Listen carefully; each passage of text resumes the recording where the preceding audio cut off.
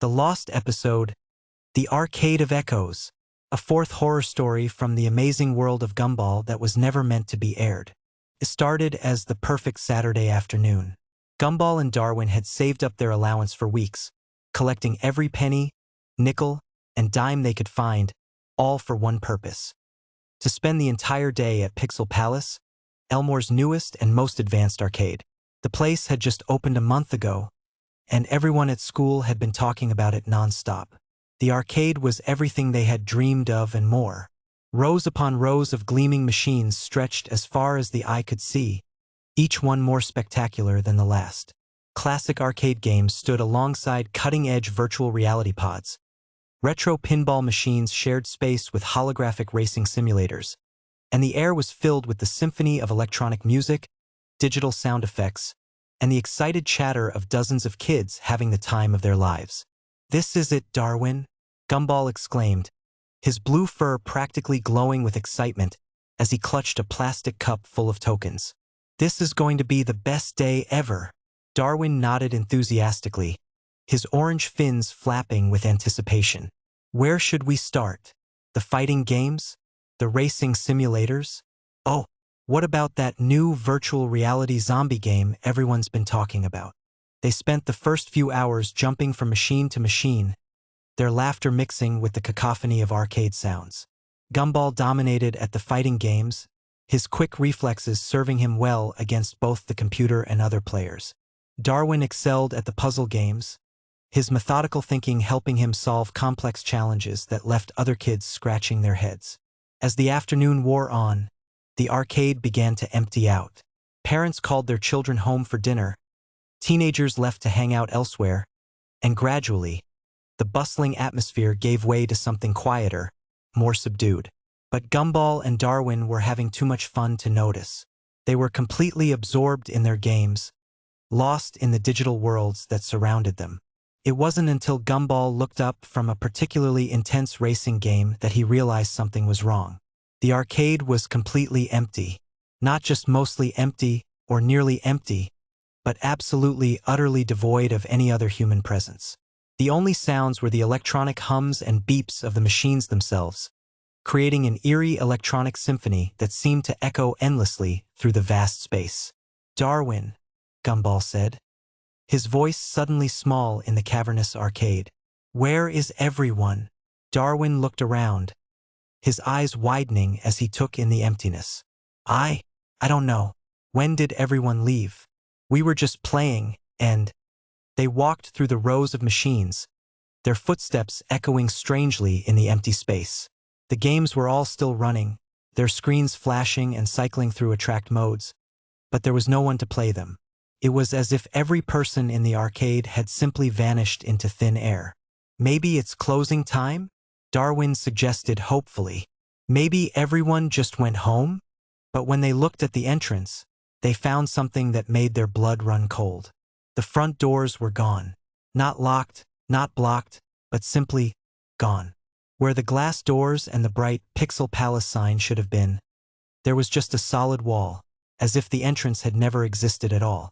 "That's impossible," Gumball whispered, running his hands along the smooth wall where the doors should have been. "We came in through here. I remember. We walked right through those doors." They searched frantically for another exit, but every door they found led only to storage rooms, employee areas, or dead ends.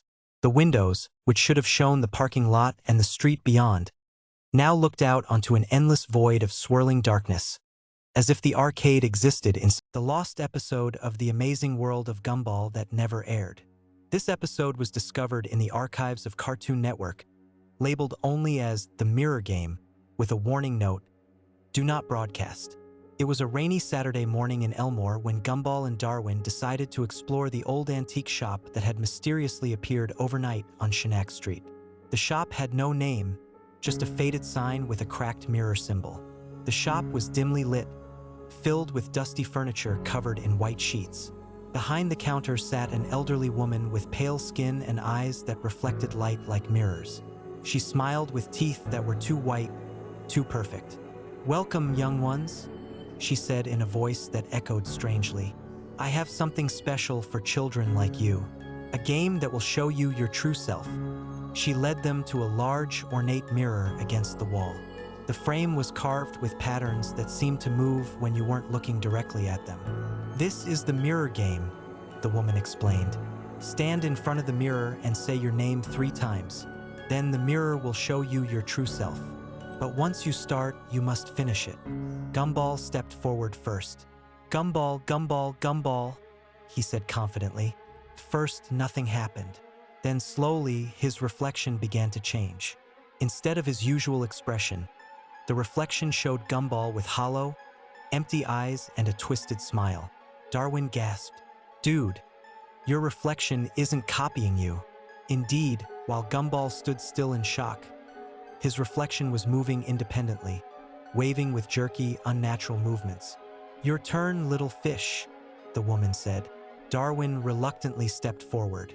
"Darwin, Darwin, Darwin," he whispered. His reflection changed too, showing him with scales falling off and torn fins. The reflections began to speak in distorted voices.